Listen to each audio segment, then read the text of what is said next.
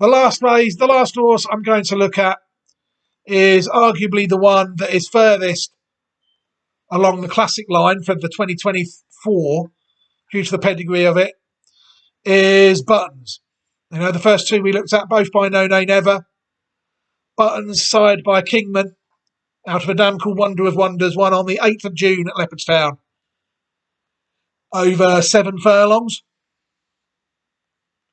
Pedigree 9H, Buttons is, but it is when people get to look at the third dam of her, they will see the third dam is Urban Sea. And then people that really, if I'm going to say, if people don't know who Urban Sea is, they shouldn't be watching horse racing, as they shouldn't really be, certainly shouldn't really be parting with money on it, because they will get defeated, because you've got to know things like that. You've got to know who the good horses are. Mieski's another one. You've got to know these things. You can't just pick up horse racing and start picking them. Buttons eventually, back to the horse, is 1 out of 1. You see that brilliant pedigree, as I've just alluded to. The first dam, one again, another Cheshire Vase winner here. Cheshire Oaks winner, sorry, this time in 2011. It was also placed in the 2013 Oaks and the 2011 Oaks, sorry, both 2011. Behind Dancing Rain and Blue Bunting, respectively. So this is also get a mile and a half running in a 2-year-old race at Royal Ascot. People have to bear that in mind. This is a longish term. If this was to win this race, then what have we got? The future's bright. Wonder of Wonders has produced not too much in the paddock really at the minute. Tree of Knowledge, the highest rated one of 110. She's had So Wonderful and Antilles that have found some black pattern company, but she doesn't look to be fairly consistent between 92 and 110. She doesn't have the spectacular 120 plus foal yet, has she? Unfortunately. The second dam, All Too Beautiful, kind of in the same boat, and there's only 4 that have hit the track according to this. Wonder of Wonders is the horse, though, that sort of the dam is looking for. £20 better than anything else. She won the Group 3 Middleton Stakes at York in 2005. She also won the 2004 listed Salsable Stakes at Navan and was second in the 2004 Oaks behind Ouija Board and at the Curragh behind Ouija Board. Beaten 15 and 3/4 lengths in 2 starts.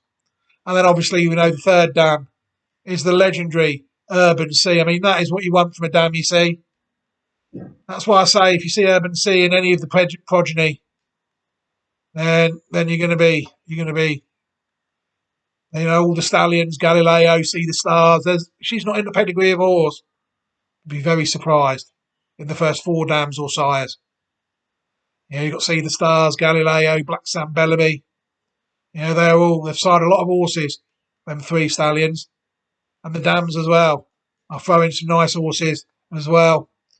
She was also fantastic on the track, as people might know. Winner of the 1993 Arc, beating White Muzzle and Neck. She also won a Group 2 at Longchamp in 1994, the Prix de Harcourt. 4th behind Apple Tree in the Coronation Cup of 1994 as well, which means that horse race there was a lot earlier in the season, the Prix de Harcourt, than it is now. And then she also won a Group 3 at Deauville in 1993 as well. Vervienne. Group 3 there at Saint Cloud as well, 1993. Very good horse, Urban Sea, and what a fantastic dam, of course. The dam of horses like that, See the Stars and Galileo. The potential of this horse, 1 run, 1 win, endless, limitless potential. You have to say this filly at this stage has limitless potential. No one knows. People have to try and predict. And I think this filly is capable at this stage. It's definitely worth siding with. Just to see how good she is for a few runs. I remember thinking, where does she run at Royal Ascot? People are wondering, well, the Chesham on the Saturday. Saturday the 24th of June at the Chesham. A 7 furlong race, only a listed race. But second time out, they've taken this race out with some very good horses in the past.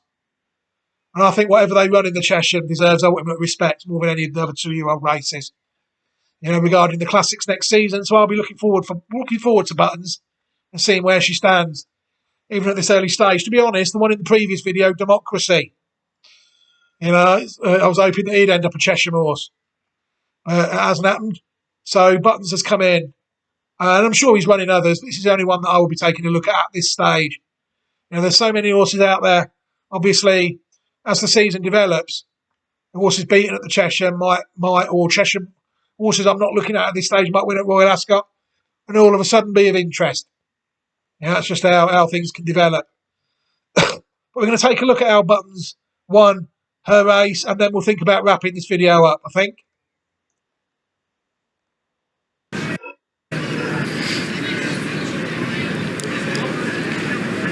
All in. And that off in the first race over 7 furlongs. Missing the break was the 7 filly Tashos. Up front it is Lord Tira leading Buttons at the end of the first furlong. They're followed by Serious Notions and the Royal Blue Cap is Content. Shardham last but one, and bringing up the rear is Tashos. Continuing their progress towards the end of the back straight, the leader is Lord Tira, followed by Buttons, the Quartet Cap, disputing second place with Serious Notions, and then comes Content, Shardham, and lastly Tashos as they turn at the 5 furlong point in the Irish EBF 2-year-old fillies maiden. The leader is Lord Tira and Rory Cleary, being followed by Buttons and Ryan Moore as they turn at the 4 furlong point. These are being followed by Serious Notions, Colin Keane on the inside of Content and Wayne Lorden. Edging closer on the outside is Shardham and Nathan Cross with the back marker Tashos and Chris Hayes. They're tightly grouped, having passed halfway. Very few changes from first to last. It's Lord Tira in front, shaken up.